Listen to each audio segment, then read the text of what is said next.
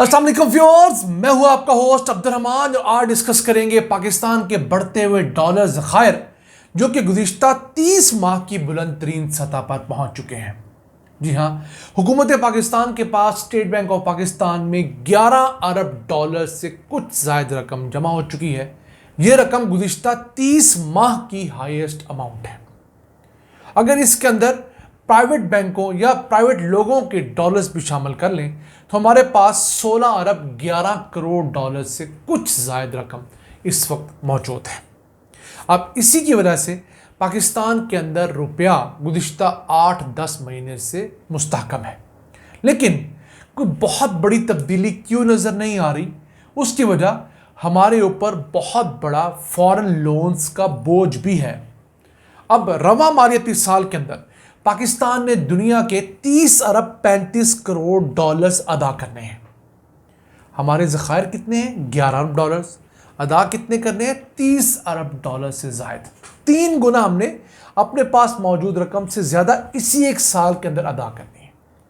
अब इस रकम में से अगर हम उस रकम को निकाल भी दें जो हमारे दोस्त ममालिक हर साल रोल ओवर करते हैं, यानी मज़ीद हमें एक और साल कर्जे में ताख़ीर की ऑप्शन देते हैं, तो 12 अरब 50 करोड़ डॉलर्स तो हम एक साल मजीद एक्सटेंड करवा लेंगे।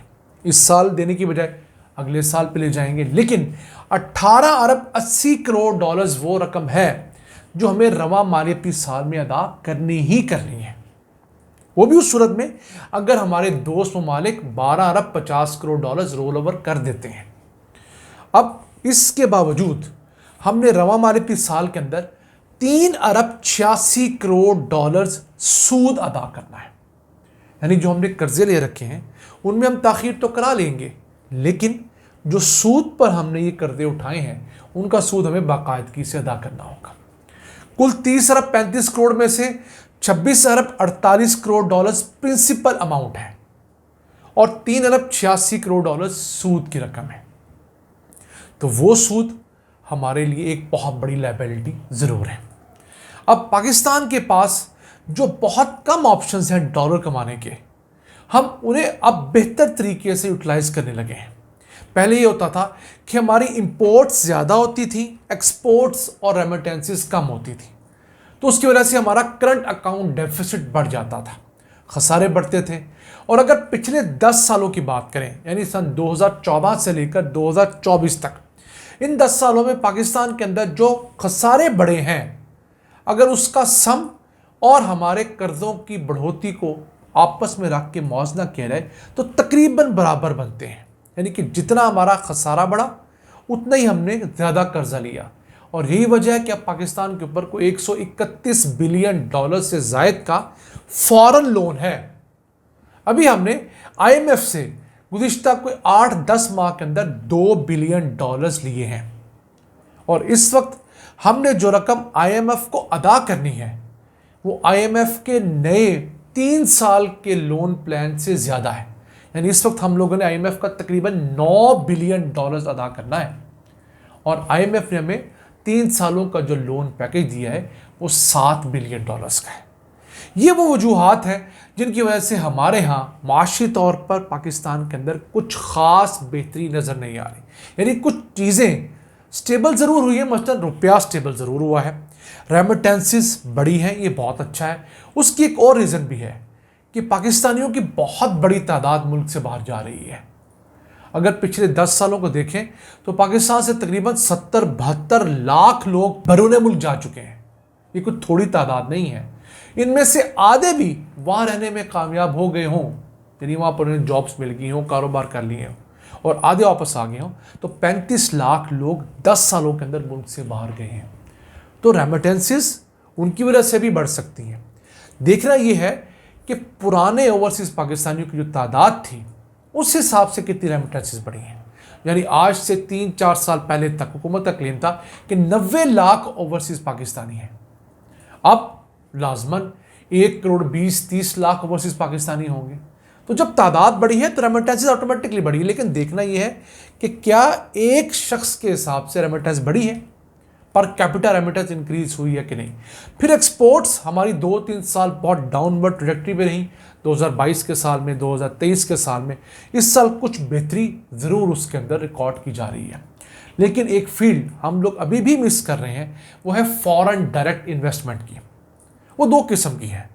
एक फॉरेन डायरेक्ट इन्वेस्टमेंट जो चाइना से हमारे यहाँ आती है, यानी सड़कें बनाने के लिए, पुल बनाने के लिए, वो तो सरासर नुकसान में जाती है, क्योंकि वो सड़कें अपना खर्चा पूरा नहीं कर सकती, मुल्क को क्या देंगी।